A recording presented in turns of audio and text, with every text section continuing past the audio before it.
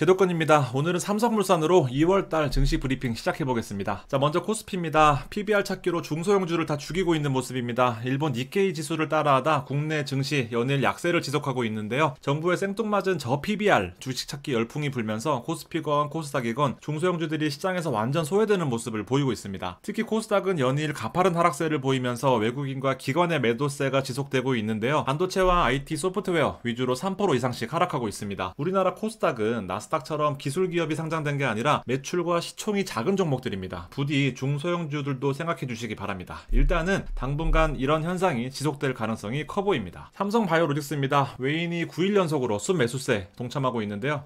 국내 증시 추천주 중에서 삼성바이오로직스밖에 안 보입니다. 9일 연속으로 외국인 순매수세에 2% 남짓 공매도 또 결국 줄어들고 기관도 이틀째의 순매수세에 동참하는 모습 보이고 있습니다. 바이오가 오르는 이유는 알려진 뉴스 외에도 특히 바이오시밀러 관련 기대감도 있습니다. 트럼프 대통령이 당선 기대감이 커지면 커질수록 약가이나 기대감은 앞으로도 계속 이슈가 될 텐데요. SOC와 부동산 정책, 석유와 석탄 등 전통 에너지에도 트럼프 테마가 형성되지만 임기 시절 약가이나에 행정명령까지 동원하면서 바이오시밀러와 투명한 오리지널 약가 공개 등 약가이나 관련 산업이 영향을 받을 가능성이 크다는 점 꼭 기억하시기 바랍니다. 자, 다음 셀트리온입니다. 얘는 기관이 8일 연속으로 순매수하고 있습니다. 기관의 매수세가 시장의 전반적인 약세에도 불구하고 힘이 되는 모습입니다. 램시마이스C의 미국 버전 진펜트라는 2월 말에 출시 예정이며 TP47 토실리주맙 성분의 악템라도 FDA 승인 신청을 하면서 10개월 이내 시판 목표로 연속적으로 호재를 쏟아내고 있는 상황입니다. 제약바이오 의료시장은 대선 단골 테마주로서 사실 약가이나의 사활을 건 트럼프 수혜주로 분류하게 됐지만 바이든 대통령도 2023년 7월에 약가이나 압박을 한 적이 있습니다. 결국 바이오시밀러 대표 실적주인 삼성바이오로직스와 셀트리온은 시장이 흔들릴 때마다 모아간다라는 생각으로 접근해야 될 것 같습니다. 삼성물산입니다. 5일 동안 17%나 올랐습니다. 1월 말일자로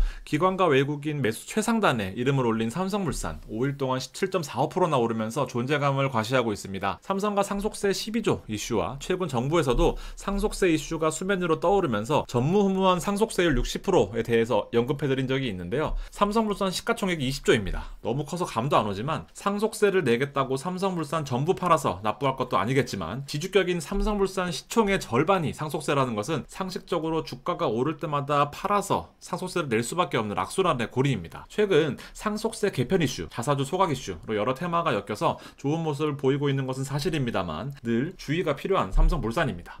삼성전기입니다. 4분기 영업이익이 아쉬움을 드러냈습니다. 잘나가던 삼성전기가 4분기 영업이익을 공시했는데요.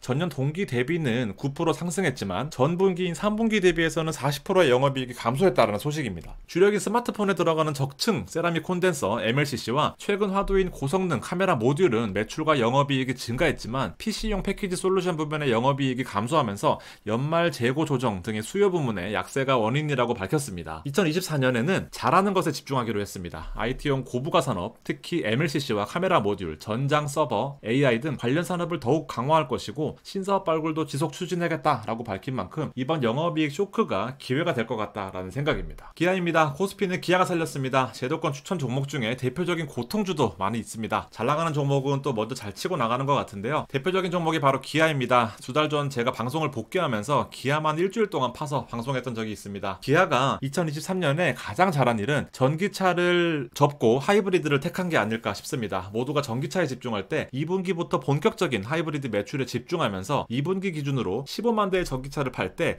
25만 대의 하이브리드를 팔면서 결국 4분기까지 계속해서 호실적을 내고 있는 상황입니다. 전기차 판매량은 오히려 증가율이 낮아지고 있는 상황인데요. 선택과 집중의 표본인 기아, 다음 고점 저항은 16만원 선입니다. 삼성전자입니다. 실적이 좋을 땐 안 오르고 실적이 나쁠 때도 안 오르는 모습인데요. 삼성전자가 실적 쇼크를 이겨내지 못하고 하락세를 이어갑니다. 지금보다 영업이익이 약 9배 높았던 21년 주가가 74,000원 부근이었는데요. 실적이 약 8분의 1 토막 났습니다. 그래도 주가는 72,000원입니다.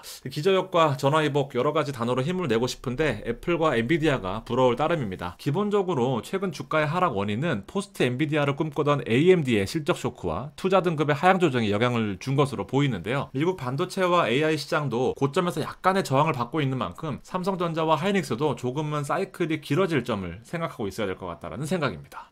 좋아요와 구독 부탁드리겠습니다. 감사합니다.